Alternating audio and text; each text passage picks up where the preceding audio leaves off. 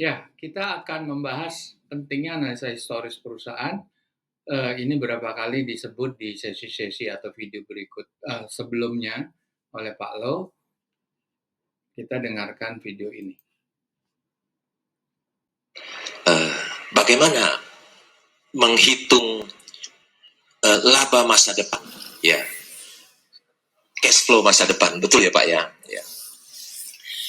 Sebetulnya masa depan itu misteri, ya. Tidak seorang pun yang tahu apa yang akan terjadi hari esok. Tapi saya menemukan bahwa masa depan arus kas dari perusahaan itu bisa dilihat dari masa lalunya, Kalau kita lihat di annual report, ada laba perusahaan selama kinerja perusahaan, laporan keuangan singkat dari perusahaan itu selama 5 tahun. Ya. Jadi kalau 5 tahun ke belakang kita lihat perusahaan itu rugi, maka ke depan kemungkinan besar rugi, Prof. Ya. Kalau perusahaan itu labanya sebentar rugi, sebentar untung, ya mungkin ke depan juga akan mengikuti. Atau kalau perusahaannya kecil terus, ya mungkin labanya di tahun depan arus kasnya juga akan kecil juga. Tapi kalau company itu labanya besar dan dia selama 5 tahun di belakang dia bertumbuh, misalnya 20%, 20%, 20%, kemungkinan tahun ke-6 dia juga akan memperoleh laba 20% juga meningkat.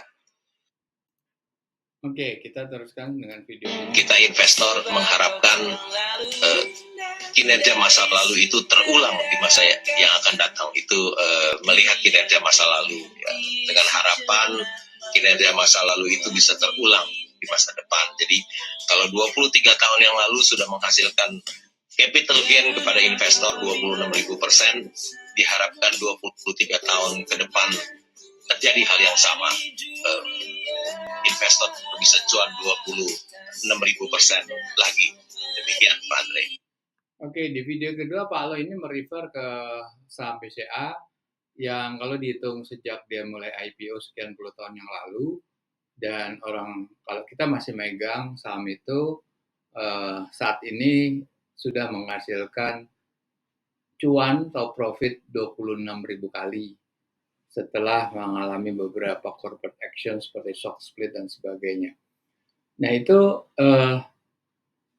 Pak Lo itu dalam menganalisanya, kalau selama 5 tahun atau 10 tahun ke belakang itu mengalami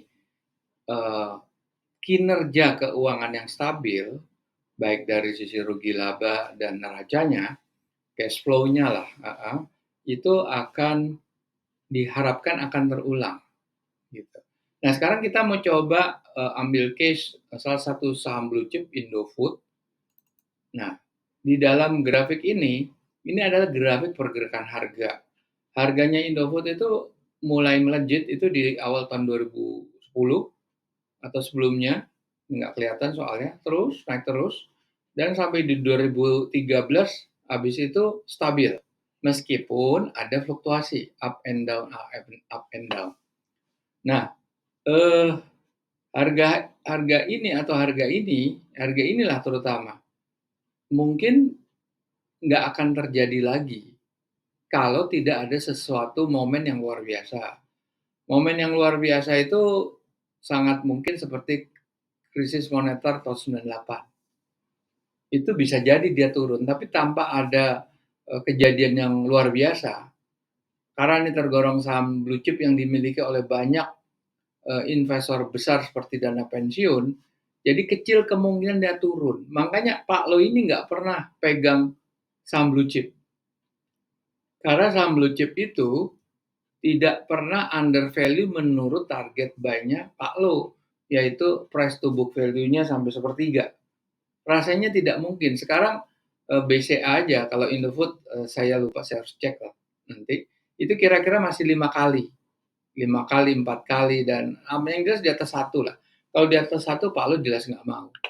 Nah, ini kita juga sekarang akan memperlihatkan kinerja keuangan. Ini kan kinerja harga ya, kinerja keuangan yang diwakili oleh nilai wajar, itu hasil perpaduan dari neraca, rugi laba, dan cash flow dan beberapa catatan auditor, itu akan diformulasikan dengan rumusnya Benjamin Graham, gurunya Warren Buffett, seperti ini. Nah, kalau kita lihat nih grafik hijau, ini kan grafik nilai wajar tertinggi. Ini trennya ke atas ya, uptrend gitu. Nah, ini harga tren harga itu relatif stabil, flat lah. Nilai wajar terendahnya itu lebih fluktuatif, tapi di akhir itu mulai uptrend. Kenapa? Karena di sini Indofood punya banyak utang jangka panjang. Oke, kita dengarkan atau kita lihat video suatu ini aplikasi Android yaitu Easy Stock yang akan mencari nilai wajar Indofood baik saat ini, yaitu laporan keuangan yang paling up to date, yaitu Q3 2023 dan 2 tahun ke belakang. Kita lihat. Kita akan menggunakan aplikasi Android mobile, itu Easy Stock, bisa Anda download di Google Play Store, untuk mengetahui nilai wajar INDF. Kita klik nilai Indonesia, kita ketik INDF. Nah, nilai wajar itu 1.800-an. Berarti hampir 3 kali lipat daripada nilai atau hari closing price-nya ya. Artinya ini three-bagger ya. Dan nilai wajar terendahnya memang di bawah 5.000 ya. Ada risiko karena dia punya utang jangka panjang. Tapi tetap dalam kondisi yang naik terus, dia akan tetap survive, akan tetap menjadi wonderful company.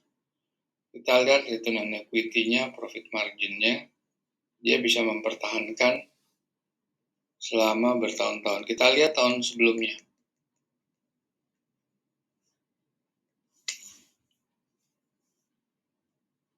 Tahun sebelumnya pun juga nilai wajarnya hampir 14.000. Berarti 2 kali lipat ya. 2 kali lipat lebih. Dia bisa mempertahankan profit margin malah lebih baik sekarang. Lebih baik yang tahun 2023 ya. Kita lihat tahun 2021.